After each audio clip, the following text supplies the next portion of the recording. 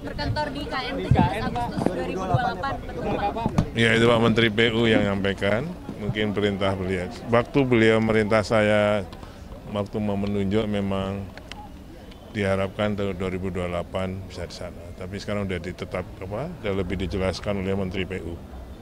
Jadi waktu perintah ke saya memang harus menyelesaikan ekosistemnya yudikatif, legislatif, dan yang sekarang baru eksekutif. Jadi mulai tahun ini kita siapkan ekosistem untuk kantor dan hunian yudikatif dan legislatif. Yudikatif kan MA, MK, yudisial, legislatif, DPR, MPR, DPD.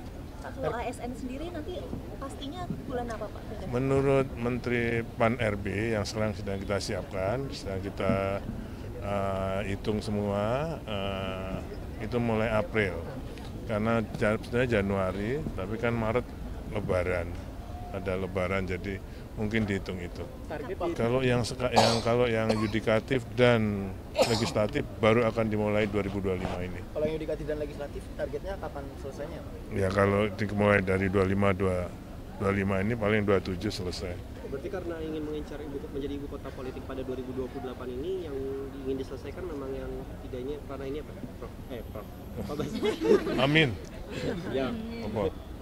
Eksekutif, legislatif, sama yudikatif ya Pak? Yang sekarang eksekutif sudah selesai Desember ini, tapi dengan feature yang dulu ya 34, Komenko-nya 4, sekarang kan 7. Jadi kita nanti akan bicarakan. Pak, kalau masjid IKN itu Pak, targetnya? Ya, mungkin kalau menurut kami kan mengkoordinasi dengan Kementerian PU, sekarang yang kerjakan kan masih Kementerian PU, itu Lebaran lah bisa dipakai. Lebaran 2025 berarti Pak? Berarti ntar ada 2 masjid negara atau gimana Pak, di IKN dan di Istiqlal juga? Wah, saya nggak ngerti itu. Kalau Presiden udah ada rencana belum Pak ke IKN? Menteri PU sedang mengusulkan beberapa peresmian, kami mengusulkan beberapa groundbreaking. Nah, untuk itu mungkin nanti istana yang akan menjadwalkan. Tapi di bulan ini atau bulan depan? Untuk kunjungannya Pak, usulannya itu di bulan kalau Desember? Akhir Desember atau awal Januari. Kalau pendanaannya Pak selama ini memang berarti kalau kawasan inti termasuk legislatif itu masih dari APBN ya Pak? Dengan Ya, yang dari 2020? ya kan kantor-kantor pemerintah. Ya. Persentase dari kawasan inti pusat pemerintahan sudah sejauh mana sih Pak? Oh, kalau yang Kemenko, kemudian Bank Indonesia, kemudian Kementerian PUPR, semua sudah hampir selesai, sudah 90-an selesai. Desember ini selesai semua.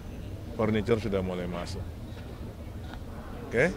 Terima kasih. Makasih Prof. Kasih. Karena itu saya ucapkan terima kasih dengan keberhasilan daripada kelompok-kelompok kerja yang selama ini bekerja di bawah koordinasi Ketua Dewan Ekonomi Nasional yang hari ini menyelenggarakan peluncuran katalog elektronik versi 6.0. Ini adalah upaya untuk meningkatkan transparansi, efisiensi, kecepatan. Seluruh transaksi semua kementerian, lembaga, dan pemerintah daerah wajib memanfaatkan katalog elektronik versi 6 ini mulai tanggal 1 Januari 2025. Katalog ini versi 6 diharapkan dapat mengurangi 20-30% biaya pengadaan, menurunkan biaya administrasi sampai dengan 40% sampai 50%. Saudara-saudara sekalian, dalam penilaian terhadap ekonomi kita ada suatu tolok ukur yang disebut ICOR, ICOR, Incremental Capital Output Ratio.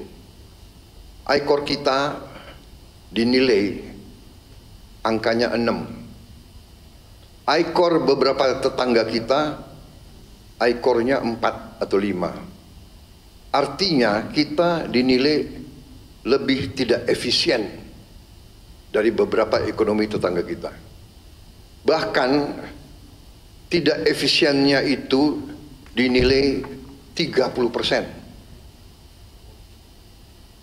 Diharapkan dengan penggunaan e-katalog ini,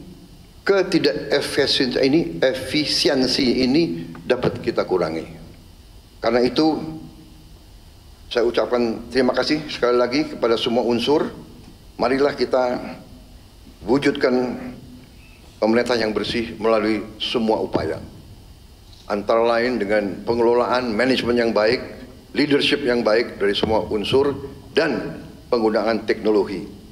Tentunya di ujungnya kita harus berani tegakkan hukum.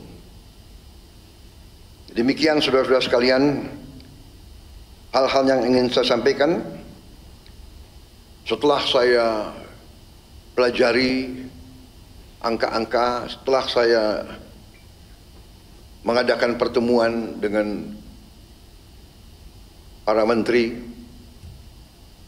juga kemarin saya ikut dalam rapat di Kementerian Dalam Negeri, bicara dengan, kalau tidak salah, 6.000 pejabat seluruh Indonesia. Ternyata kita dapat ambil kesimpulan sebetulnya Indonesia ini ekonomi kita kuat. Tapi bisa lebih kuat lagi. Bisa lebih produktif lagi, sangat bisa menghasilkan uang lebih banyak lagi, sehingga kita bisa gunakan itu untuk menghilangkan kemiskinan, meningkatkan tingkat kemajuan pembangunan kita. Inflasi yang kurang lebih 1,55%, saya kira sangat jarang dalam sejarah dunia.